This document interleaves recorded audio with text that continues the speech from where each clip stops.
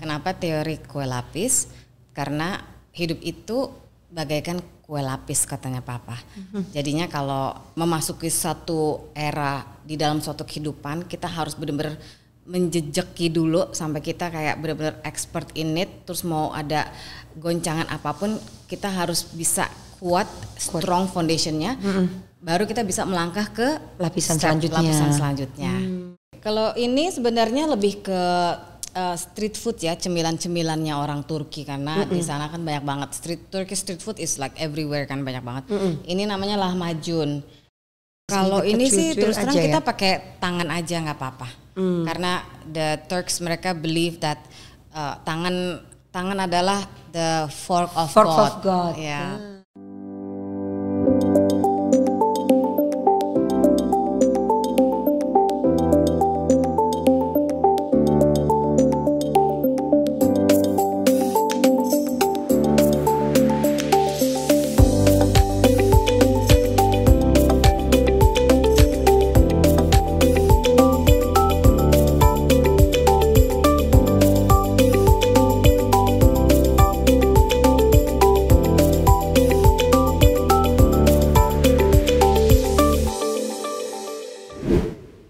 Jumpa lagi di Etiku untuk persona yang beretiket dan berkualitas bersama saya Dahlia Sarjono, Social Etiquette Consultant, Social Etiquette with Dahlia di Maximedia Channel. Di sini kita akan berbincang tentang etiket dan mannerism kini, soft skill yang erat dalam kehidupan sehari-hari, memberi panduan dalam berinteraksi sosial, and bring out the greatest self in you. Di video kali ini saya akan mengajak teman-teman berbincang tentang peradaban di restoran yang menyajikan makanan Turki. Di video kali ini berbeda lagi karena kita kedatangan seorang tamu yang seorang perempuan ibu 2 anak yang telah menggeluti dunia PR, public relations, dan marketing communications, hotel dan multinational companies sebelum akhirnya bertemu kecintaannya pada dunia F&B, food and beverage. Yanti Subianto. Selamat siang Yanti. Selamat siang juga. Apa kabar? Alhamdulillah baik. Baik ya, sehat, bahagia. Sehat, bahagia, peaceful. Damai. Good. Oke. So Yanti ini seperti adik sendiri untuk saya. Ya Yanti. Betul. Ya. Betul ya. Oke, karena untuk saya dan untukku dan untuk keluargaku karena kita bersama-sama di Belgia puluhan tahun yang lalu ya. Tahun yang lalu ya. Tahun 80-an. Tahun 80-an ya. Saat Yanti dan adik-adik, adik dan kakaknya masih kecil-kecil dan saya sudah bekerja di KBRI dan kebetulan pada saat itu ayah Yanti Bapak Dr. Insinyur Bambang Subianto yang juga mantan Menteri Keuangan ya menyelesaikan gelar doktornya di KU Leuven. Ya, KU Leuven itu Catholic Universiteit Leuven. So Yanti di sini kita akan berbincang hal yang bertajuk etiku. Jadi etiku ini dari beretiket dan berkualitas.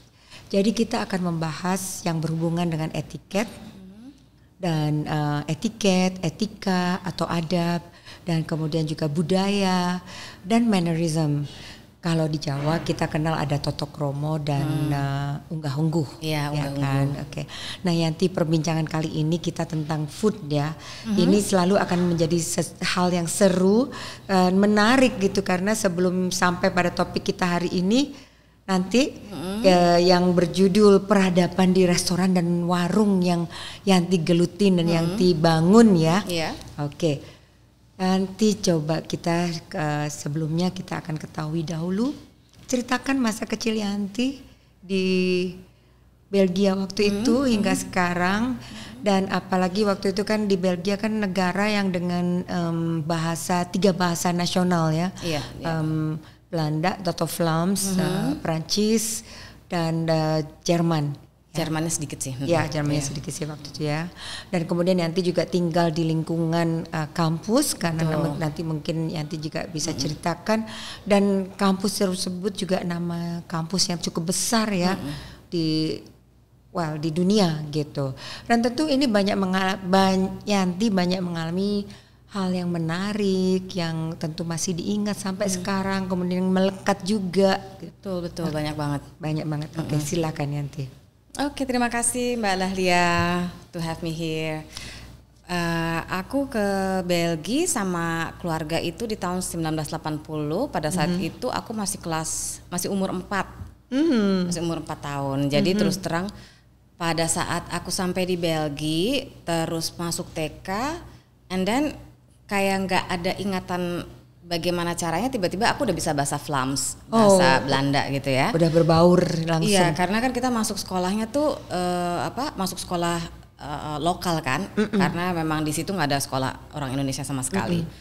So mungkin juga karena waktu itu masih umur kecil, jadi secara kultural tuh absorbnya gampang banget. Jadi tiba-tiba aku udah bisa bahasa Belanda aja gitu. Itu salah satu yang paling enak memang begitu kita pindah ke sana. Jadi sama sekali nggak ada kesusahan dalam menyerap ilmu baru, bahasa baru, culture baru buat kita tuh jadi sangat santai ya. Dan kita juga senang banget terus terang di sana gitu loh. Karena untuk anak SD kita tuh cara belajarnya tuh dengan bermain kan, malah absorb ilmu lebih banyak gitu. Jadi di sini juga ngelihat sekarang kayak aku mendidik anak-anak kayak dengan main juga gitu. Terus sampai dengan umur berapa ya aku? Sampai umur 10 tahun aku. Oh lama juga ya waktu itu ya. Jadi berapa? 6 tahunan ya? 4,5 sih. Kan nyambung lagi ya? Iya. Dari Bapak master sampai Bapak betul. Jadi Bapak itu awalnya dapat beasiswa dari Indonesia, kalau nggak salah dari UI ya, untuk belajar, untuk ambil master MBA di Leuven di KUL. Begitu selesai dapat master, terus profesornya bilang ke Papa, do you have any more budget, baratnya gitu ya, to continue your your study, your doctoral degree gitu. So, kata Papa nggak ada. Terus akhirnya kata profesornya, okay, stay put, I'm gonna help you to find some budget to continue doctoral degree, karena Papa itu dapat cum laude. He's very smart gitu, dia genius, and sayang kalau nggak diterusin sekolahnya kata profesornya. Betul. And then few months later, profesornya balik lagi ke Papa dan bilang kalau dari kerajaan Belgia kasih beasiswa untuk Papa untuk melanjutkan doctoral degree-nya Papa. That's why aku tuh sama my sisters every year pasti kita ke Belgia dan balik lagi ke Leuven karena saking cintanya kita sama negara Leuven itu, karena because of them kita merubah hidup kita jadi Papa jadi dengan karirnya yang lebih baik gitu ya. Dan very cultured juga ya gitu. Betul, very cultured juga. Dan kalau nggak salah Leuven itu, bukan kalau nggak salah sih, seingatku juga gitu, memang benar ya Yanti, bahwa Leuven itu adalah sebuah kota tapi like an universitas ini ya. Sebenarnya sih kebalikannya sih. Actually sebenarnya itu kampus yang akhirnya jadi kota. Iya. Karena yang namanya misalkan School of Economics, School of Engineering, School of apalagi ya law itu scattered around the city gitu. Jadi memang city-nya terbentuk karena ada kampus-kampus itu ya. Ya, I remember my sister juga di situ kan ya. Ada yang di Arenberg, ada yang di city-nya Leuven. Aduh, dan semua di sana tuh udaranya seger gitu, dan kita bersepedaan aja ya gitu ya. And the city bersih banget, kotanya tuh bersih banget. Terus aku baru balik dari Leuven juga bulan Agustus kemarin. Ada sesuatu yang berubah nggak? Nggak ada. And it's nice karena dari tahun 1980 sampai aku balik lagi Juli kemarin, itu benar-benar the same memory yang aku bisa dapetin. Nostalgia banget ya. Aku kayak flashback ke tahun 1980 jadinya. Aduh, oke. Kita kesana lagi after this ya. Oke. Niatnya. And tadi kan kita balik ke ini ya, kalau kita lanjutkan ceritanya tentang tata krama ya, gitu. Jadi kan Yanti kecil dan adik dan kakak. Yanti kembar kan ya? Iya betul, aku kembar. Aku punya 2 kakak sama kembar. Jadi total kita berempat perempuan ya, gitu. Nah, apakah waktu di sana tuh langsung, karena tadi kan udah bisa berbaur ya, bergaul sama lokal people, ya lokal teman-teman setempat. Ada nggak gitu yang dibawa dari Jawa, dari Indonesia gitu yang wisdom atau tata krama yang diterapkan? Ada sih, ya karena kan papa mama sama-sama Jawa ya, jadi gimana pun juga pasti tata krama Jawanya selalu dibawa kemana-mana kan. Kayak as simple as kita kalau dipanggil nggak mungkin tuh jawab iya atau apa, dimarahin. Kita harus jawabnya dalam. Itu as simple as that gitu ya. Makanan juga mama tuh setiap hari pasti makan masak di rumah kayak waktu kita pulang ke Indonesia, makanya kita nggak kaget makan Indonesia karena setiap hari mama masak juga gitu, kayak rawon, soto. Iya, It's very normal buat kita di sana gitu. Jadi pas kita pulang ke Jakarta kita nggak culture shock dengan makanan Indonesia karena setiap hari mama juga masak di sana. Jadi tetap kalau itu beruntung juga ya, jadi mendapat culture Indonesia dan tetap maksudnya culture Indonesia dipertahankan dan mendapatkan di sana juga ya gitu. Nah, terus nggak ada shocknya sama sekali kan, langsung berbaur di sana. Di sana iya. Karena tadi masih kecil mungkin ya karena betul. 4 tahun ya. Waktu aku nyampe di Belgia sih langsung berbaur gampang banget, gampang banget. Cuman waktu pulang dari Belgia ke Jakarta yang agak susah. Karena aku udah umur 10 tahun, waktu itu udah kelas 4 SD. Terus sama sekali gak bisa bahasa Indonesia. Malah gak bisa bahasa Indonesia at all aku. Flams, totally flams ngomongnya. Jadi it was very difficult, susah banget untuk ngerti. Tiba-tiba masuk ke sekolah yang lumayan strict gitu ya. Jadi aku sampai susah ngikutin pelajaran di sekolah, jadi harus nambah terus. And then on top of that, belajar agama Islam, harus belajar huruf Arab juga, alif bataknya gitu. Waduh, udah harus ngejar bahasa Indonesia, ngejar agama, hafalan pula gitu. Udah pusing deh akhirnya, benar-benar harus dipush banget akhirnya sekolahnya.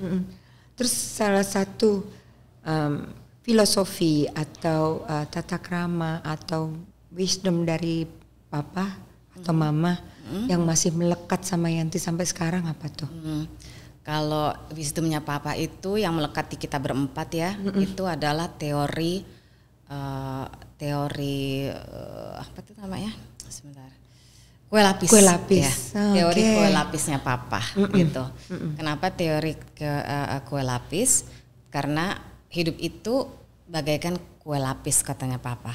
Jadinya kalau kita memasuki satu era di dalam suatu kehidupan, kita harus benar-benar menjejaki dulu sampai kita kayak benar-benar expert in it. Terus mau ada goncangan apapun, kita harus bisa kuat, strong foundationnya.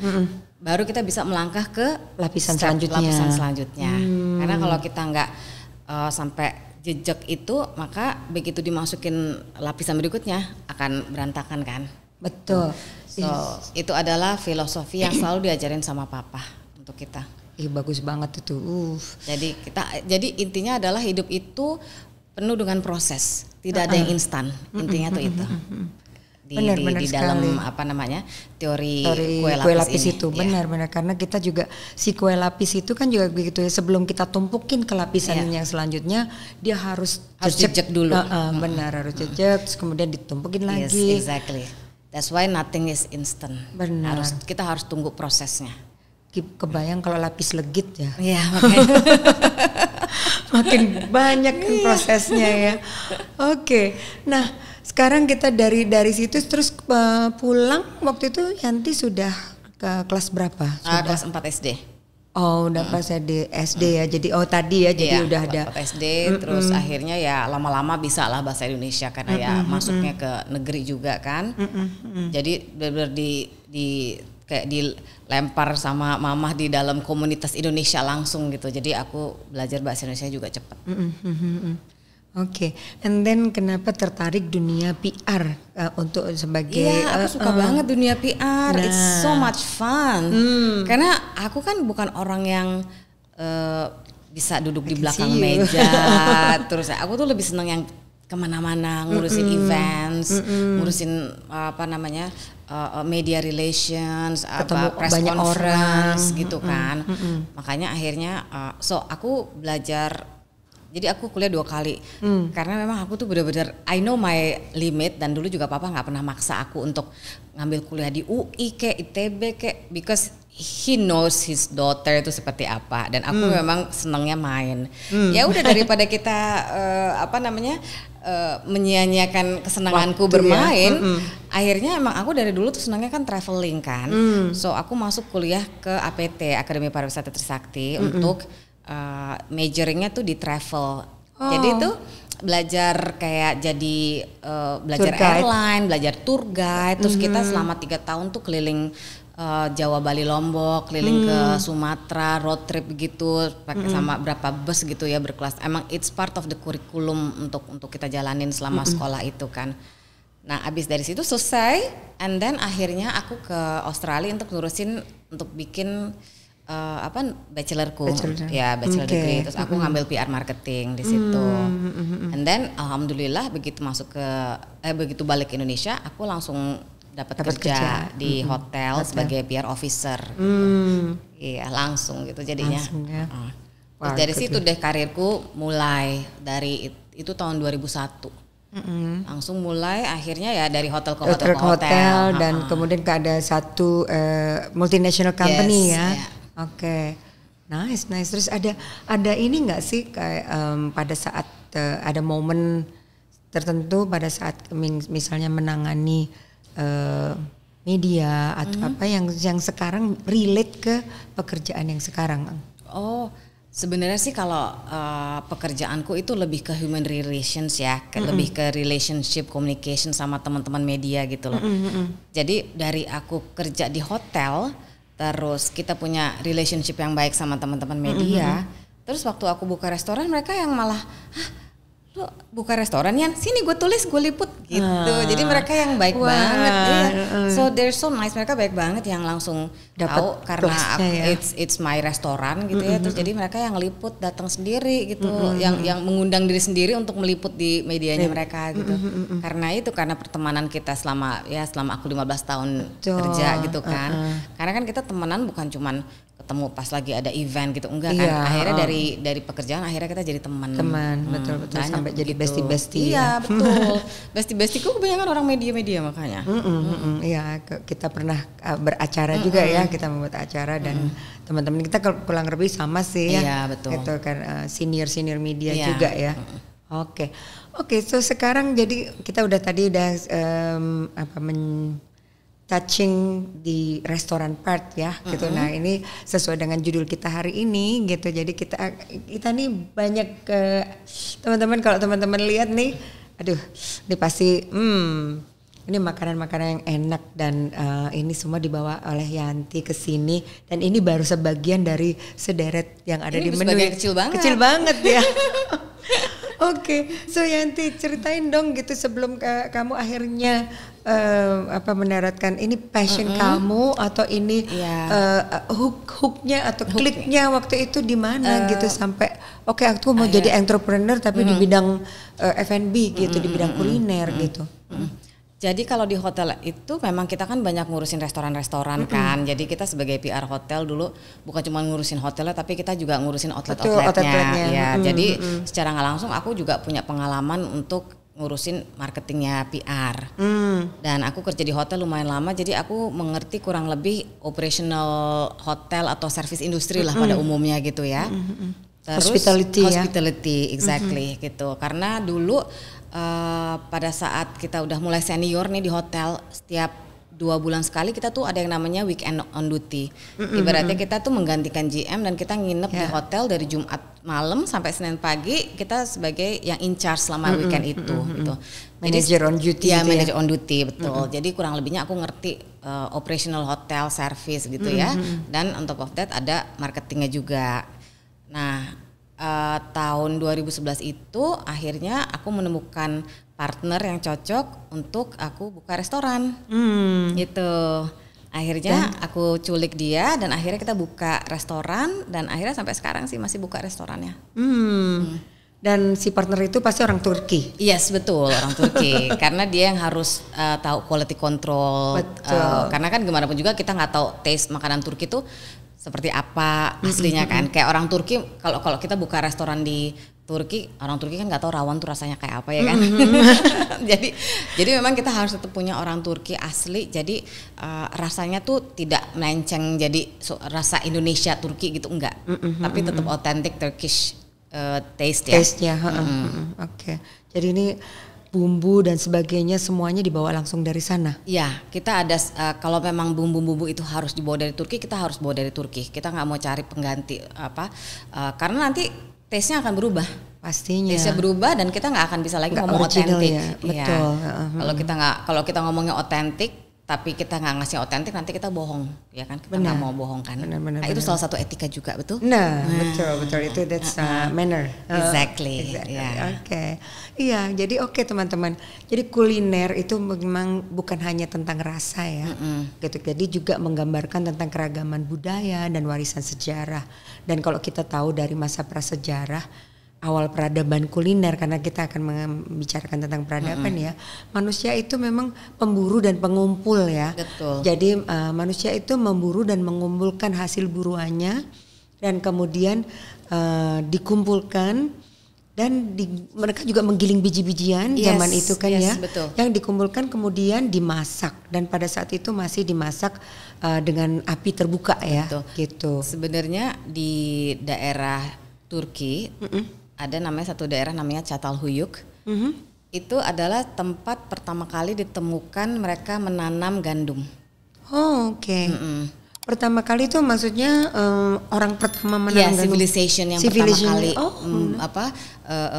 menanam gandum itu ada di Turki. Di daerah Çatalhöyük. Çatalhöyük, oke. Dan sampai sekarang mereka masih punya perkebunan gandum itu. Masih ada. Oh, oke. Karena apa yang saya tahu juga bahwa Turki itu juga pengekspor zaitun ya. Betul. Terbesar, salah satu terbesar di dunia. Betul. Karena kan mereka lokasinya di Mediterranean.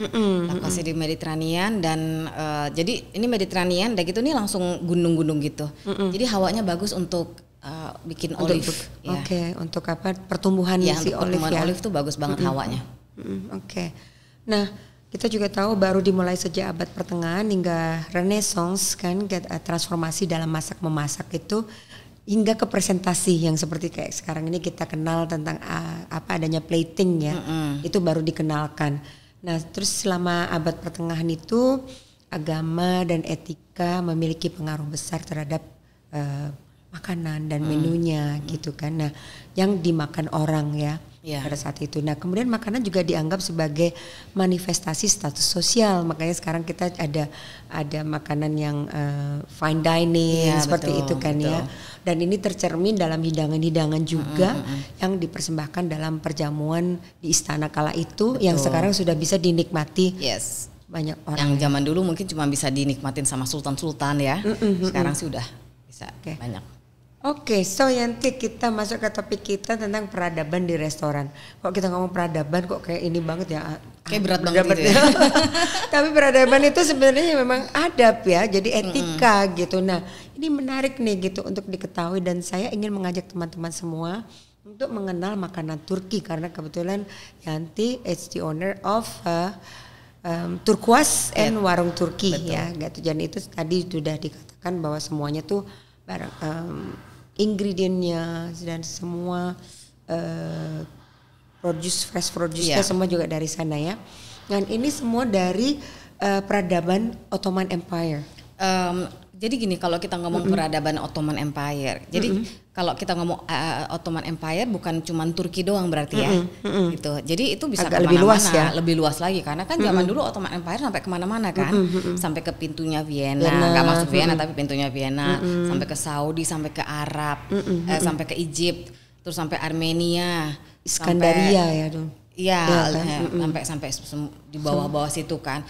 So makanya mix of foodnya itu banyak yang similar, banyak yang mirip gitu. Kayak misalkan shawarma, doner kebab itu sebenarnya hal yang sama, ya kan? Kayak ini tadi ada yang bilang ini pizza. Ini pide sebutannya, tapi memang Turkish pizza. Cuman di Turki sendiri nyebutnya pide.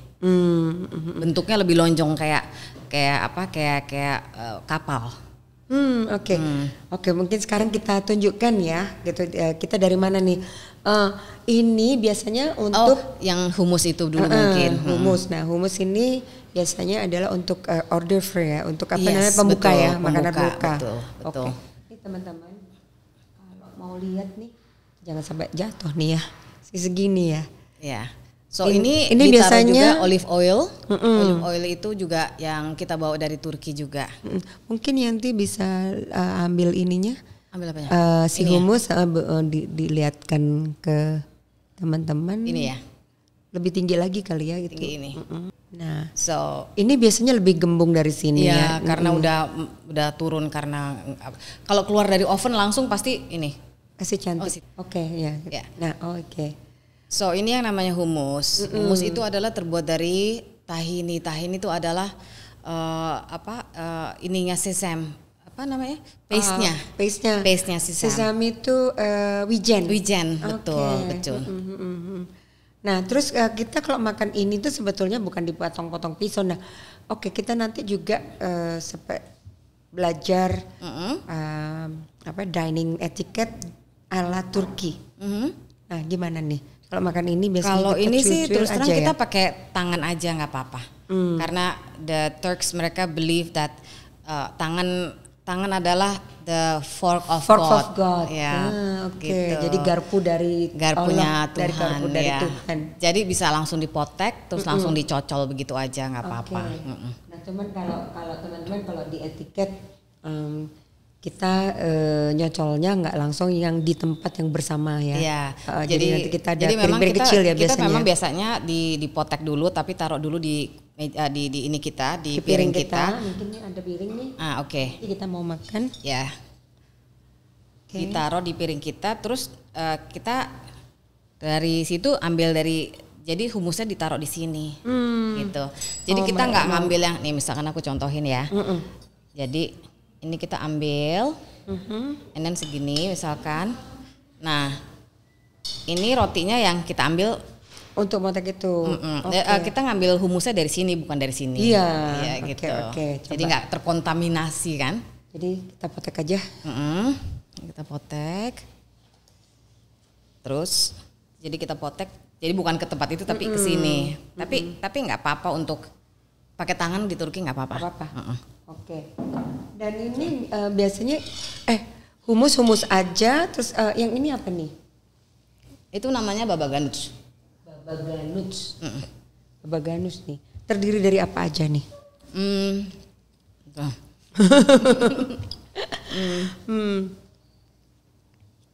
Ini adalah terong yang dibakar di arang. Ya. Oke, ini terong yang dibakar di arang. Di dalamnya itu ada terong, ada tomat juga, semuanya dibakar di atas arang, sama ada cabai. Habis itu ditumbuk. Habis tumbuk nih kalau yang coklat-coklat ini itu adalah pomegranate molasses. Oke. Ya. Pomegranate itu di sini apa ya? Merah delima. Ya, merah delima. Ya, betul. merah delima. Oh, jadi bijinya yang dipakai. Ininya juga paste-nya juga. Ya. Oke. Terus dikasih olive oil. And ini sehat sekali. This is my favorite. Ini emang sehat banget. Itu.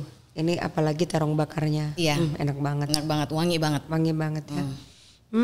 Ini cara makannya juga sama, tinggal pakai roti dicocol gitu. Iya. Oke. Nah, biasanya tuh makan ini any time of the day atau ini? Biasanya sebelum dinner. Sebelum dinner ini. Jadi kalau di Turki itu meze itu tuh bisa banyak banget, bisa 10, 20 dan mereka biasanya keliling dengan tray untuk ditawarin ke tamu-tamu di restoran. Itu biasanya makannya pakai cheese, pakai roti. Terus bisa langsung dicocol di sini ya. Oke. Gitu. Ini mungkin dibawa aja nggak apa-apa. Nah ini apa lagi nih? Oke. Kalau ini sebenarnya lebih ke street food ya, cemilan-cemilannya orang Turki karena di sana kan banyak banget Turkish street food is like everywhere kan banyak banget. Ini namanya lahmacun, ini namanya gözleme, ini namanya pide. Oke. Ya. Pada dasarnya sih ya kalau ini namanya lahmacun. Lahmacun ini ada cara hampir makannya. seperti pizza ya, kayak pizza. Tapi lebih tipis. Tapi cara makannya dia gini, tak diulung ya. ya. Jadi ini ditaruh di sini, Orang sih biasanya lebih banyak lagi naroknya ya. Terus sederet tomat di sini, and then sama parsley-nya juga. Diginiin, pakai ini. Apa namanya tuh lemon, lemon squeeze-nya digulung. Gitu jadi cara makannya mereka. Terus udah begini, tinggal dimakan aja. Gitu. Jadi ya. Tadi kayak ini dong kayak apa namanya? Roll kebab juga ya? Kebab roll apa namanya? Kayak apa ya? Ya, itu shawarma. Shawarma juga. Kalau shawarma lebih gede lagi sih. Ya. Ya. Gitu nih, tak taruh lagi sini ya. Kalau yang lainnya sih makan biasa aja. Nah ini kayak apa namanya? Ini kayak apa namanya kalau yang di quesadilla, betul. Ya. Dough di dalamnya tuh bisa macam-macam. Kalau ini saya bawa spinach isinya, tapi bisa juga isi minced chicken, minced lamb, cheese, bisa macam-macam. But aku sedangnya spinach, that's why aku bawanya spinach. Spinach ya. Sehat semua nih pokoknya nih. Dan ini tadi tuh domba ya, bukan kambing. Betul, ya? Domba. Ya, ini domba. Ini yang seperti pizza yang betul. tadi apa yang ini cheese. Kapal ya? Iya betul kayak kapal. Kayak kapal bentuknya. Ini cheese sama parsley, yang hijau-hijaunya itu parsley. Bukan ini lagi spinach lagi. Bukan. Oke. Cheese-nya cheese apa? Mozzarella. Itu Itali. Enggak, tapi kan cheese kan orang Turki kan bikin cheese sendiri juga ya. Iya. Tapi biasanya orang Turki ini ya bikin cheese-nya juga dari susu domba. Dari susu domba bisa, susu sapi bisa, susu apa aja bisa. Oke nih teman-teman. Apa ini namanya tadi? Pide gosleme. Terus lahmacun. Oke. Nama-namanya hampir kayak nama Jawa. Ini mau aku tuangin ya teh Turki. Oke. Biar Balia juga rasain. Nuanginnya teh Turki nggak kayak ini ya, nggak kayak teh tarik gitu harus deh. Nggak. Karena kan dia udah blend in. Biasanya kalau tarik kayak begitu biar campur gitu kan. Nah ini adalah tradisional teacups dari Turki. Ya. Gitu. Nah, cheers. Nah ini teacupsnya ini bentuknya itu kayak badannya perempuan. Mananya nih yang badannya perempuannya? This one. Oh ini teacupsnya, saucernya. Oke. So this represents badannya perempuan with lekukannya ya, kayak gitu. Ini kayak apa namanya pinggangnya gitu betul, ya. Betul. Oke. Dan minum teh di Turki itu tuh sangat sangat akrab gitu. Jadi kalau misalkan kita kemana-mana, kalau ke Grand Bazaar misalkan, kita masuk ke dalam Grand Bazaar aja nggak beli apa-apa tuh sama orang-orang sekitar tuh ditawarin teh. So Turki tuh adalah peminum teh nomor 1 di dunia. Jadi hospitality mereka tuh teh sangat tinggi dan teh ya. Mereka sangat senang mengundang tamu ke rumah minum teh, itu mereka senang banget. Dan kalau nggak salah saya juga dengar bahwa kan kalau kita di Inggris tuh afternoon tea itu jam 3 sampai jam 5 gitu kan. Nah kalau di Turki sepertinya any time of the day bisa minum tea ya. Yes. Ya of course di Inggris juga begitu, tapi ada sajiannya yang khusus. Di sini juga ya, aku pernah di Turkuaz waktu itu. Yes, betul. Iya. Oke. Tapi orang Turki memang nomor 1 peminum teh di dunia, dan mereka minum teh itu dari jam berapapun sampai jam berapapun. Dan orang Turki itu juga ini ya, peradabannya, budayanya tuh juga kayak orang Indonesia ya, guyup gitu ya. Oh iya, guyup banget. Sangat banget ya. Yes, sangat guyup. Sangat guyup mereka. Dan mereka ada ini nggak sih, ada apa misalnya kayak tadi tuh, kayak kalau kita masuk ke rumah harus lepas sepatu, ketok pintu, kulon gitu. Mereka buka sepatu juga, dan mereka punya sendal rumah. Jadi kalaupun kita main ke rumahnya teman kita di Turki gitu ya, mereka pasti punya ekstra sendal untuk tamu yang datang. Jadi kita nggak kedinginan, karena kadang kan winter gitu kan, lantainya dingin. Jadi walaupun kita main ke rumah temen, pasti kita dikasih sendal rumahnya mereka juga dipinjemin. Seru. Dan itu sendal rumah itu yang terbuat dari ini ya, kayak apa, anyam-anyaman ya? Enggak juga sih. Kayak ini, kayak baju kamu ya? Oh enggak begini. Apa yang kayak patch-patch gitu? Ini baju dari Turki? Enggak juga, tapi aku milih ini karena mirip. Bener. Oke, kita masih ada satu ini nih, apa namanya? Oh itu satu lagi Adana kebab namanya. Oke. Ya. Kalau ini sih bisa pakai fork and knife sih. Nah, so jadi ini adalah lamb juga. Oke. Terus ini dibakar di atas arang. Ya, terus makan pakai, kalau orang Indonesia kita senang makan pakai nasi. Di Turki juga orang senang makan ini pakai ada nasi. Nasinya ya. Di teman-teman. Okay. Tapi ada juga orang yang senang di roll. So bisa. Jadi juga. ini misalnya dipotong-potong itu terus di roll di sini ya. Ya betul. Oke, kalau misalnya yuk kita makan yuk. Oke, sini coba aku contohin satu ya. Ya. Dan ini semuanya dibakar ya. Jadi ada ini kayak jalapenos. Ini sih cabai biasa. Cabai biasa. Cabai biasa. Coba.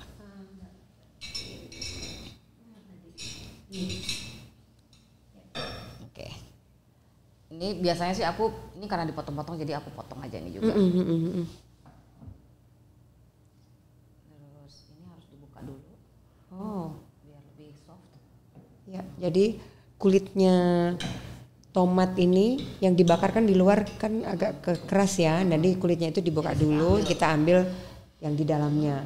Sama ini juga. Gitu. Padahal enak loh. Iya sih. Sayang. Maksudnya jangan dibuat kulitnya ya. Agak susah. Oke. So ini. Kemudian kasih ini. Ini kalau mau cara di roll ya. Ini. Wah, gede gitu. Nah, ini kalau mau di roll tuh begini biasanya. Gitu. Tinggal terus kita makan. Oke. Gitu. Tapi kalau mau pakai sendok garpu juga bisa. Gitu. Oke. Nah, terus kita punya yang terkenal yang mungkin orang Indonesia kebanyakan tahu udah itu adalah baklava ya. Oh, of course dong. Nah, yes. Orang Turki itu mereka sangat senang, they are sweet tooth. Mereka tuh senang banget sama dessert yang manis-manis. Jadi kalau di Turki itu kebudayaannya ya jarang banget ada, kecuali zaman sekarang ya karena sekarang udah modern. Tapi kalau kita ngomong kayak 50 years ago, 50 tahun yang lalu gitu ya, restoran Turki itu either mereka itu jualan kebab atau fish sama dessert place. Ya. Jadi kalau mau makan terus udah gitu mau makan dessert nggak ada, belum tentu di restoran itu karena restoran dessert itu khusus. Ya, Oke, yang kayak apa Turkish Delight itu apa itu? Oh, Turkish Delight itu kayak kenyal-kenyal gitu loh. Itu sugar sebenarnya. Sugar ya. Ya, itu sugar rush banget itu. Sekarang makanya udah iya, masih ini enggak sih karena kan sekarang orang-orang udah masih banyak sih, masih sugar banyak. conscious gitu kan? Iya, tapi masih banyak sih karena kalau orang kesana kan apalagi Istanbul ya, it's part of their culture sih ya. Jadi agak susah juga untuk dilepas kali ya gitu. Benar-benar. Itu kan yang putih-putih yang dalamnya di tengah-tengahnya ada pistas, ada almond kayak gitu-gitu kan yang biasanya dipotong gitu kan. Betul. Oke. Terus Yanti sebelum kita mau nunjukin ini si baklavanya. Oh iya betul. Hari ini aku bawa baklavanya yang spesial. Kalau spesial tuh apa spesial tuh tuh kan biasanya pistachio kan kalau standarnya kan. Tapi hari ini aku bawain yang coklat. So it's really nice taste-nya, and then tapi tetap yang namanya baklava itu pasti harus layers of filo pastry. Dan di sini kita layers-nya ada 24. Nah, itu tadi mau aku tanyakan jadi 24 layers. Yes, jadi 24 itu nggak langsung 24 ya. Sama jadi, dong tadi filosofinya sama si kue lapis iya, Indonesia ya. Betul. Jadi 12 dulu di bawah, and then dikasih pistachio atau almond atau biasanya kalau nggak pistachio, almond, walnut gitu. Terus tambah lagi di atasnya, and then di bake. Habis di bake baru ininya finishing touch-nya. Apakah mau dikasih coklat kayak yang aku bawa sekarang atau sugar ini cair. Ya. Oke. Atau honey Udah Honey juga manis bisa. masih dikasih sugar cair Oh, lagi. kalau sebelum itu belum manis. Oh, Jadi yang membuat manis tuh sugarnya atau coklatnya atau honey-nya. Nah, dari semua baklava yang pernah aku makan sih, yang aku makan di tempatmu, tempatku ya? di Turkuaz itu manisnya Udah lumayan turun banget. udah turun Iya, banget ya. udah Gitu. turun Karena banget. kalau enggak tuh biasanya aku udah langsung nyus di gigi. Yes, betul. Karena gitu. memang kadar gulanya, kadar kemanisannya udah kita turunin banget. Ya, karena juga kita harus mikirin kesehatan tamu-tamu kita kan. ya. Dan itu biasanya juga ada permintaan nggak sih tamu-tamu yang datang itu biasanya? Mereka sih justru udah, karena orang Indonesia kayaknya lebih senang asin ya, karena kita banyak makan gorengan kali ya. Jadi kalau mereka datang ke Turkuaz tuh kebanyakan memang bilangnya kemanisan, tapi mereka tetap enjoy gitu loh, karena memang baklava ya memang harus manis. Betul. Dan apa biasanya diminum juga sama kopi Turki Yes, ya? betul. Kalau itu memang temennya, karena Turkish coffee itu emang enak diminum pahit kan. So it balance, begitu minum Turkish coffee and then makan baklava, jadi taste budnya balance jadinya. Dan nanti mungkin kalau kita ada kesempatan datang ke tempat kamu, Boleh dong, aku undang. Iya ya. Nanti kita buat yang si kopi Turkish coffee itu ya. Yes, Karena betul. Turkish coffee itu dipanasinya dengan pasir ya. Sebenarnya sih nggak harus pasir Nggak sih, harus itu pasir. untuk show aja. Oh, itu sebenarnya. untuk show, oke. Tapi memang harus dicampur langsung. Sebenarnya bukan di pasirnya atau di apanya, yang penting panas gitu ya. Tapi yang penting ditaruh di tempat buat namanya kalau nggak salah ibrik. Tapi bubuk kopinya itu dimasak dengan airnya. Kalau di kita kan misalkan airnya kita panasin sendiri, udah gitu airnya mendidih, baru dicampur dengan kopi kan. Nah kalau di Turkish coffee dia dimasak dengan bubuknya. Bubuk kopi. Oh, sama dong. Aku di rumah juga gitu. Sampai bubbling gitu. Nah, baru dituang. iya baru. Jadi kayak kopi tubruk beneran. Yes, kayak gitu caranya, kayak gitu. Jadi makanya taste coffee-nya tuh strong banget karena bener-bener melekat banget di cairan di airnya kopi itu kan. Iya, aku pernah minum tuh kayak apa ya? Jadi is like espresso yang triple shot kali. Iya emang kan? strong banget sih, emang strong banget. Oke, mana tadi si baklava itu? Ini dia. Oke, ini agak apa saudara-saudara. bloopers. Bloopers. Oke. Nah, ini ini adalah baklava yang aku bawa. Kalau misalkan kita bisa lihat kan layersnya kelihatan tuh ya. Nah, itu adalah tumpukan-tumpukannya ini ya. Iya betul. Nah ini adalah nanti pas dimakan itu harus ada krenyes-krenyesnya. Nah itu kalau sampai krenyes itu benar-benar yang bikin baklava tuh ahli banget. Karena apa? Karena filo pastry itu harus tipis. Yes. Iya, kayak setipis kertas. Yes. Jadi kalau misalkan kita taruh koran misalkan di atas di bawah filo pastry-nya, kita bisa baca koran itu dengan kayak langsung gitu. Oh, jadi dia transparan gitu ya? Iya, transparan Oke. gitu jadinya. Jadi coba kita memakannya.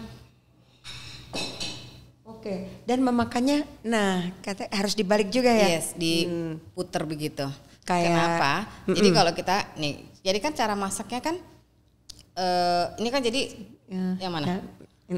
Yang jadi ini kan posisinya dia di atas begini, ditaruh di sirup kan, habis itu didiemin. Akhirnya kan sirupnya jatuh ke bawah, keserap di bawah. Nah, after that mau kita makan yang dengan sirup yang udah penuh di bawah ini, kita makan sementara taste bud kita kan di atas kering, di bawah basah. Jadi yang kering biar ketemu sama lidah kita yang basah, yang bawah ketemu sama langit-langit mulut kita yang kering, palet yang di atas. Begitu kita gigit, makanya it melts dan jadi bersatunya lebih enak gitu loh, makannya lebih enak juga. That is the whole reason, makanya harus dibalik. Iya. Coba kita gitu, ambil silakan. sini. Yanti juga ambil? Enggak. Bali aja. Oke, jadi teman-teman ini ya tadi yang seperti Yanti bilang nih, jadi bener ya, jadi dia jadi kayak caramelize saking ininya jadi kita saking gulanya keserap ke bawah. Dan ini memang tipis-tipis banget nih. Wow, ini berapa? 24 layers? 24 layers. 24 layers. Oke, ini aku pangku saja dan kita makannya tadi seperti kalau makan hamburger. Betul. Aku juga dibalik. Iya, gitu. Jadi makan hamburger tuh juga supaya si fatty-nya beef patty-nya ini nempel ke bun-nya, juga rotinya itu juga dibalik. Dan biasanya kan juga karena di atasnya tuh banyak ada tomat, ada segala macam itu gitu. Jadi supaya nggak licin dan sebagainya, megangnya enak. Oke. Jadi ini gini kita pegangnya tangan 2 atau 1? Langsung satu langsung dibalik. Gitu, satu aja gini. Yes. Gini ya. Ya, terus langsung digigit. Nah, itu krenyesnya kedengeran berarti bagus bikinnya. ASMR nggak ini? Bunyinya kedengeran banget krenyesnya kan. Nah, makan ini pakai Turkish coffee enak banget. Dan ini apanya aja nih? Itu walnut isinya. Walnut. Oke nih teman-teman, jadi ini ada walnutnya dan semuanya ini so crunchy. Dan oke, ini yang spesial, jadi ada coklat-coklatnya tadi ya. Iya.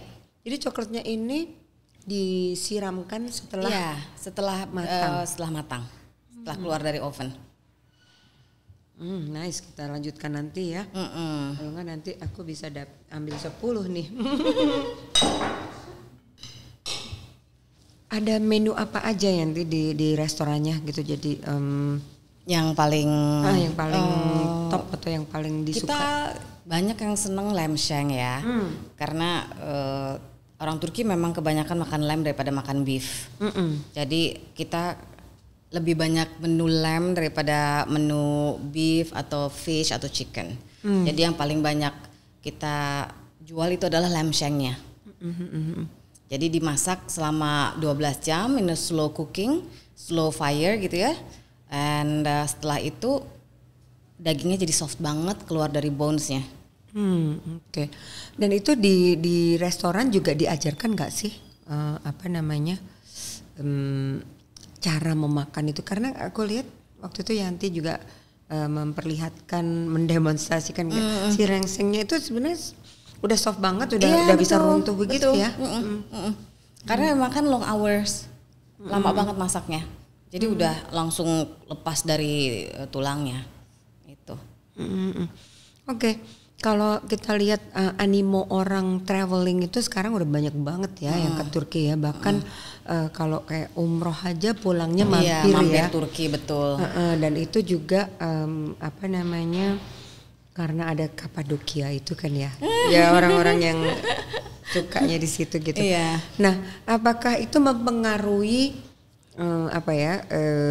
mempengaruhi know-how-nya orang-orang kita terhadap makanan-makanan Turki?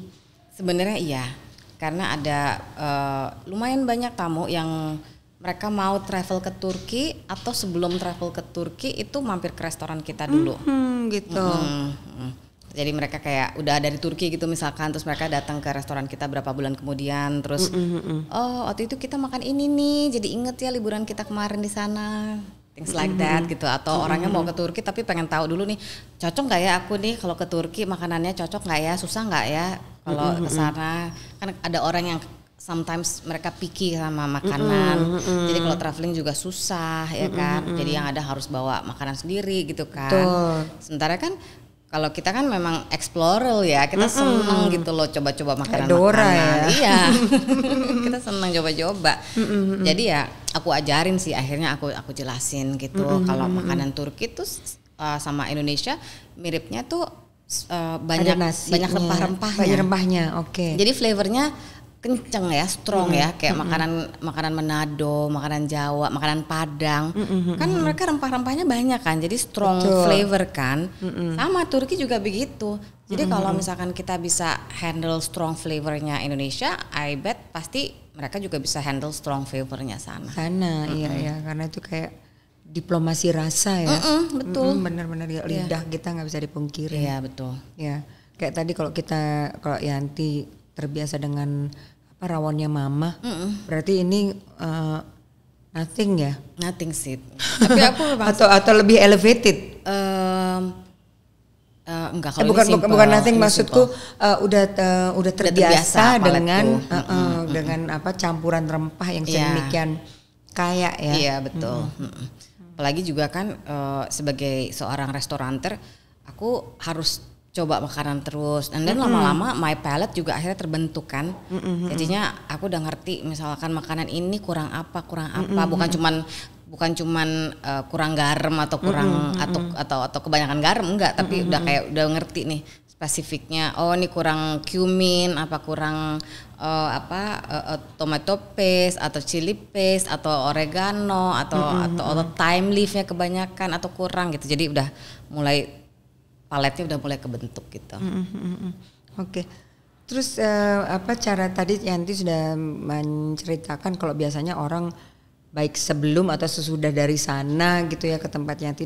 Selain itu cara Yanti mengenalkan apa di kuliner Turki ini bagaimana, dengan cara-cara apa? Biasanya sih kita yang pasti sosial media ya, banyak banget sosial media. Terus kita biasa undang teman-teman media juga ke restoran.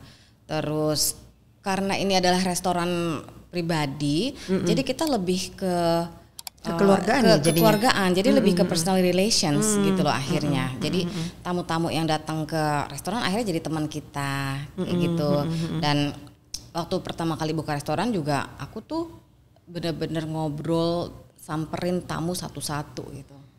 Ya, I was the server, aku yang rapin meja, aku yang service, aku yang take order, aku yang kasir, semuanya. Sampai pernah jadi yang valet juga.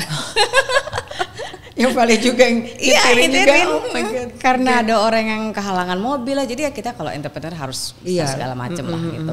Nggak bisa yang gue nggak mau ngerjain itu, nggak bisa, harus semuanya ngerjain. Tapi akhirnya lama-lama jadi temen. Betul. Dan itu yang membuat customer nggak lupa sama kita kan gitu ya. Oke, wow seru banget ini. Nanti kita kudu mesti belajar lebih thorough lagi ya gitu, kalau kita bisa duduk bareng di meja, terus kita jadi dari appetizer sampai dessert betul. Ya. Kalau stylenya orang Turki seperti apa sih gitu ya, bisa. Oke. Nah sekarang kita udah sampai tahap terakhir nih. Oke. Bukan tahap terakhir sih sebetulnya, kita kan masih mau yang banyak lagi ya. Ada nggak pesan dari Yanti untuk teman-teman dari yang remaja hingga dewasa ya, tentang peradaban, tentang budaya, tentang tata krama, terutama karena Yanti menggeluti restoran di restoran gitu, karena kita tahu ya kadang-kadang orang tuh terlalu nyantai gitu ya datang ke restoran. Misalnya terus duduknya gimana, nah, itu etikanya gitu, juga tuh kadang-kadang. Gitu, karena penting ya untuk bermanner terutama di restoran. Terutama ya nanti, tadi kita belum bedanya antara turkuaz dan warung Turki. Iya. Turkuaz itu lebih upscale. Sebenarnya restorannya tuh bukan kalau orang bilang kan fine dining ya. Kalau di Indonesia tuh saya terus terang kita belum ada fine dining di Indonesia. Karena apa? Kalau kita ngomong fine dining berarti kita ngomong fine dari the moment you step dari mobil, dari greeternya, dari ambience-nya, makanannya, ingredients-nya, terus service-nya, itu semuanya harus semuanya A class, platinum class ya. Di Indonesia sayangnya belum ada. Gitu. Kalau for me terus terang ya, kalau aku sebagai restoranter aku high class yes, tapi bukan fine dining gitu. So kalau untuk turkuaz kita nyebutnya jadi fine food restaurant. Fine food restaurant, oke. Karena udah elevated banget gitu ya.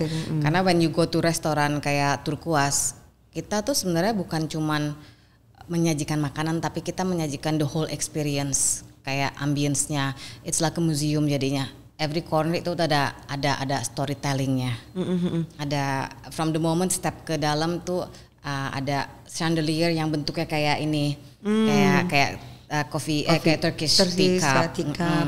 And then ada apalagi tulip-tulipnya gitu. Kenapa kok banyak tulip ya kan? Kan Turki, ya memang tulip asalnya dari Turki gitu kan. Topi-topi ini aku ingat. Iya betul, topi-topi itu. Topi-topi Turki itu apa namanya? Yang itu untuk cowok aja atau cewek juga ya? Oh, itu untuk derwish, itu untuk yang derwish tuh si Sufi. Sufi, ya, penari Sufi.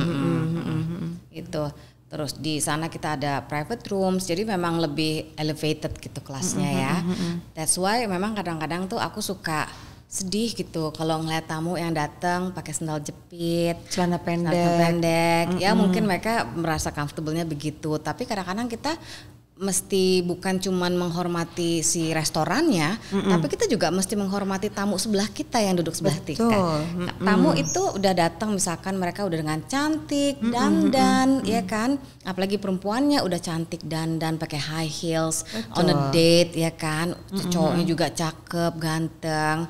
Terus tiba-tiba duduk sampingnya pakai celana pendek, pakai sendal. Nah, kan nggak fair buat mereka yang udah benar-benar kayak mereka mau datang ke Turkuaz nih, tempatnya nice, good. I wanna be part of the experience, jadi I wanna dress up nicely gitu kan.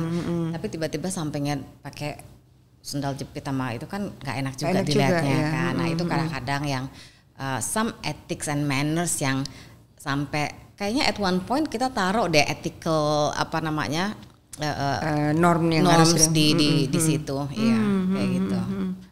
Oke. Ada satu buku yang kamu bawa ya? Yes, betul. Oke, bisa ditunjukin. Sama Mbak Lia. Ini ceritanya, ini kemana jadinya? Gini. Ini jadi 500 Years of Ottoman Cuisine. Kenapa aku bawain? Karena kan memang kita lagi ngomongin makanan ya. So Ottoman Empire itu kan memang udah ratusan tahun kan, dan mereka tuh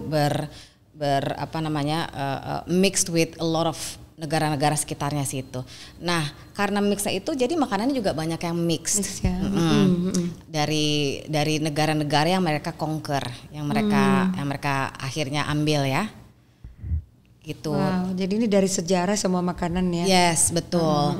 Dan ada sejarahnya juga di Topkapı Palace, itu adalah istananya Sultan di Istanbul. Di Topkapı Palace tuh ada dapur.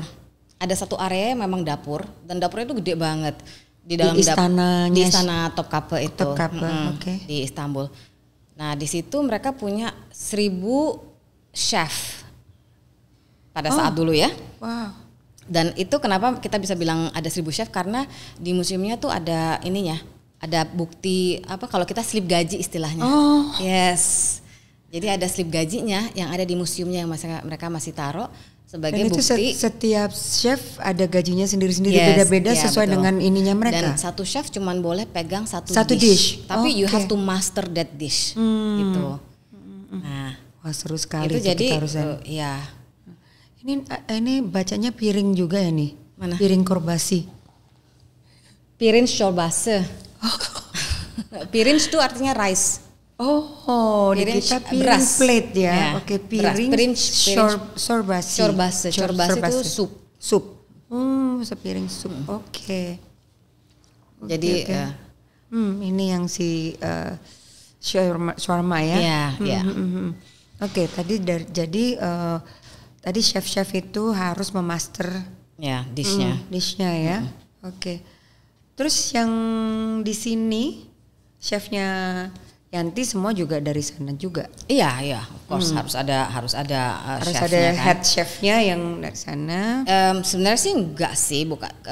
Aku kan partnerku orang Turki, so dia memang chef gitu loh dari zaman dulu. Tapi dia juga udah nggak yang daily basis ke dapur, tapi dia overlooking the quality.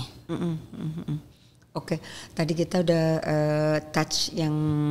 Jadi Yanti berharap bahwa teman-teman itu yang hadir makan itu bisa enjoying gitu the positive manners juga, ya kan, untuk the positive culture budaya makan di situ supaya kita sama-sama enjoy dengan others ya. Oke. Kita respect tamu-tamu yang lain yang datang juga. Karena memang manners itu is about respect, etiquette is about respect and manners ya gitu. Dan tadi kalau di warung Turki sebenarnya sama ya, hanya namanya warung Turki dan lebih itu sih lebih relax lah tempatnya karena ada entertainment, apa namanya, ambience-nya juga nggak bukannya berat ya, tapi lebih Turki gitu. Kalau Turkuaz itu lebih Ottoman. Ambience-nya. Oke, jadi lebih upscale zaman-zamannya Sultan Ottoman dulu gitu ya. Tapi kalau yang warung Turki lebih ke kampung di Turki ibaratnya gitu. Ya. Oh, that's why di dalamnya ada pohon-pohonnya. Iya betul. Jadi seakan-akan kita tuh berada di taman di Turki gitu. Tadi yang belum kita touch itu buah-buahan ya. Iya betul. Oke, buah-buahan yang top di Turki yang juga menjadi kita taste di seluruh dunia itu kayak buah ara, sebenarnya fig. Buah ara dan semangka teman-teman itu ternyata juga banyak salah satu itu ya. Sama satu lagi apricot. Jadi dan semuanya itu menjadi dried apricot, dried fig itu bisa. Yes. Dried apricot ya banyak banget. Oh, Yanti mau menunjukkan apa lagi sebelum kita nanti pesan dari Yanti? Ini mungkin ini, kemudian tadi ada si apa? Oke. Oh, kalau ini sih this is the design of ini. Apa itu? Nggak ada ya? It's okay, nggak apa-apa. Yang orang harus punya the evil's eye. Jadi aku bawain oleh-oleh.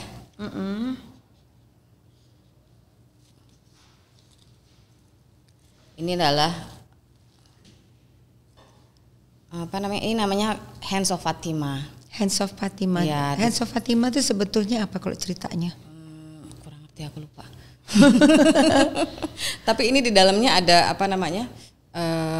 Evil Eye. Evil Eye, ya. Evil Eye itu adalah untuk apa? Pengusir bala. Ya. Kalau di rumahnya orang Turki, di mobil, terus di pintu masuk ya. Ini pintu masuk di atasnya itu biasanya dipasang begini yang gede-gede gitu. Kepercayaan mereka. Oke, dan ini juga ini tipikal ya? Ya, itu tipikal desain keramik di Turki. Dan ini bunga-bunga ini sebenarnya bunga-bunga tulip ya? Itu tulip ya. Ya, itu dan teman-teman tulip itu sebetulnya banyak juga di Turki ya, bahkan awalnya dari Turki, betul. Awalnya dari Turki dan diekspor ke mana-mana, akhirnya di marketing sama orang negara lain lebih baik gitu. Oke, ini coaster untuk tatakan gelas betul. Gitu. Lucu banget sih desain-desainnya sih. Kalau pokoknya kalau ke sana ini banget deh. Kamu ini juga ya? Ya, kalau ini coaster tapi untuk yang lebih besar lah, untuk makanan. Untuk tatakan makanan ya. Atau teko gitu. Oke, Yanti tadi udah ada pesan lain ya untuk mungkin yang younger generation untuk lebih bermanner tadi untuk di restoran untuk jadi. Sebenarnya sih aku lebih ke untuk para pencinta makanan ya. Ya pada umumnya nggak hanya yang younger. Maksudnya ya. Kalau makanan itu sebaiknya sih, karena aku juga orang zaman dulu ya. Jadi aku tuh senang makanan yang tetap ada prosesnya. Aku kurang senang kalau makanan itu terlalu fast food karena kalau misalkan terlalu instan gitu aku nggak suka, karena banyak sekali berarti langkah-langkah yang di-cut kan. Nah, sementara kita lihat sendiri nih, ini udah 500 years of, ya kan? Artinya apa? Mereka berarti udah jago banget kan di dalam bidang ini. Lah kalau mereka aja udah sejago itu, ngapain kita pusing pakai cut-cut ya nggak? Kan mereka udah jago, kita tinggal ikutin aja. Betul. Gitu dengan segala macam resep-resep yang mereka kasih gitu loh. Tinggal kita continue legacy-nya mereka gitu. Sama dengan makanan Indonesia juga, kita continue juga legacy-nya. Oke. Next mau bikin restoran Indonesia juga? Pengen sih, karena kan papa orang Jawa Timur ya. Jadi aku tuh sebenarnya pengen banget buka restoran Jawa Timur sama my sister nanti. Good. Okay, so good luck. Thank you. Okay, so ada pesan-pesan lagi? Gak sih, aku sih senang aja diundang ke sini. Bisa sharing moments with you gitu. Aku juga banget. Oke. So terima kasih banyak Yanti Subianto atas kehadirannya di Etiku di episode kali ini, dan kita sampai jumpa di event berikutnya, event yang akan datang. Sehat dan bahagia selalu ya Yan. Oke, and Gurusmek Guzere. Gimana bacanya? Gurusmek Guzere. Gurusmek Guzere. Gurusmek Guzere. Oke, sampai jumpa lagi. See you again and Teşekkür ederim. What apa itu? Thank you. Teşekkür Ederim. Oke teman-teman, itulah tadi perjumpaan kita dengan Yanti Subianto. Semoga video ini bermanfaat. Mau tetap terupdate, ikuti terus video selanjutnya. Sampai jumpa di Etiku berikutnya hanya di Maxi Media Channel. Thank you for watching.